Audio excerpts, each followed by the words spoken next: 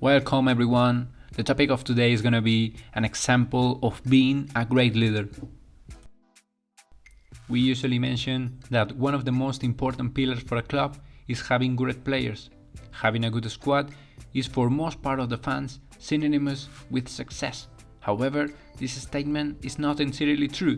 It is important to have good players for sure, but it's even more important to have a coach who knows how to direct them, with a clear idea of the game and know the strengths and weaknesses of each of these players. In this way, each player will be able to get 200% of their physical, tactical and psychological skills, among others. When mentioning each of these qualities, coaches such as Jurgen Klopp, Marcelo Bielsa, Thomas Tuchel, Antonio Conte, Hansi Flick or Sir Alex Ferguson comes to your mind, but in this video I will explain who for me is the best example and in my personal opinion he managed to build the best team in the history of this sport. I'm talking about Pep Guardiola's Barca. Results of the season prior to his arrival were the follows. Third place in La Liga with 67 points, 18 points behind Real Madrid who won that league. Eliminated in the Cup semi-finals against Valencia.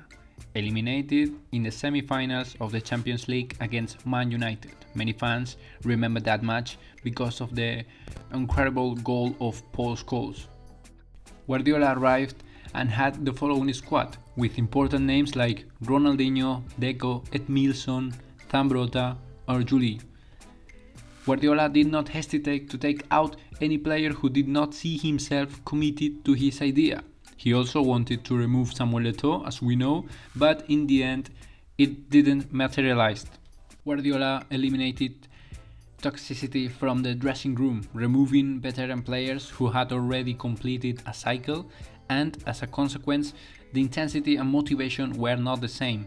That's why Guardiola wanted to have a young squad full of enthusiasm and above all with a lot of desire to demonstrate. With a young and motivated staff, a group was achieved where seriousness is a fundamental pillar.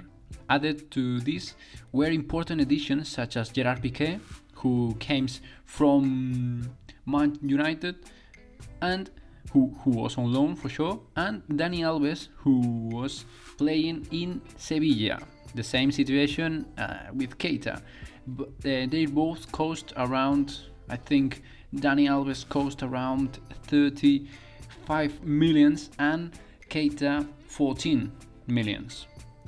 These players really help with Toure Yaya, Eric Abidal and Martin Cáceres, who the last one who cost around 16 millions. Also was another adding from Guardiola who was Pinto from Celta de Vigo that cost 500,000. And for me and for more important fans, the most important arrival was of Sergio Busquets, who was playing with him in Barça B, achieving a mixture of youth, experience and motivation with a great desire to demonstrate. Another very important point was the election of a great captains, choosing Puyol, Xavi, Victor Valdés and Andrés Iniesta, because the team leaders must be an example for the rest. They must transmit intensity in every single training, back then to be an example for the youth players. All these points achieve a strong team physically, mentality and psychologically. All these add to the tactical work of the coach. A motivated and trained coach will always be the best for any group of footballers.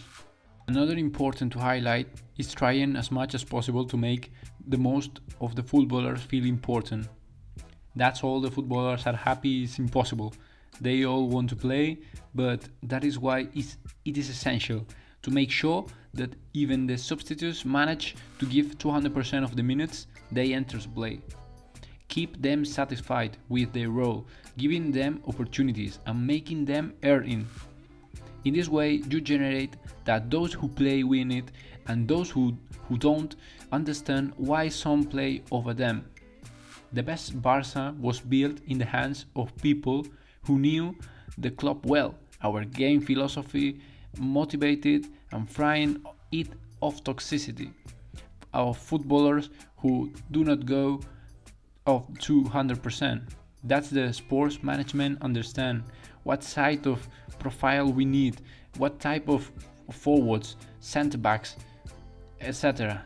Respect the coach, be a united group, create a good locker room environment so that heavy investments in signings as Dembele or Coutinho these last years have an easier time adapting to the group. Here we're gonna see the results of the season of 2008-2009, the first season of Pep Guardiola at Barcelona. In League Champions with 87 points, we see the difference quickly as 9 points with Real Madrid, that was the second one. 27 wins, 6 draws and only 5 losses. As we remember, 4 of these 5 losses were in the second leg, so that you have matches of Cup and of Champions that it's by far more difficult than the first leg. And we see the incredible statistic of 105 goals and only concede 35. That was incredible, dominating matches, and as we see the difference as plus 70. And for sure Guardiola give us the best Clásico ever for Barca fans, the 2-6 and Santiago Bernabeu in the second leg.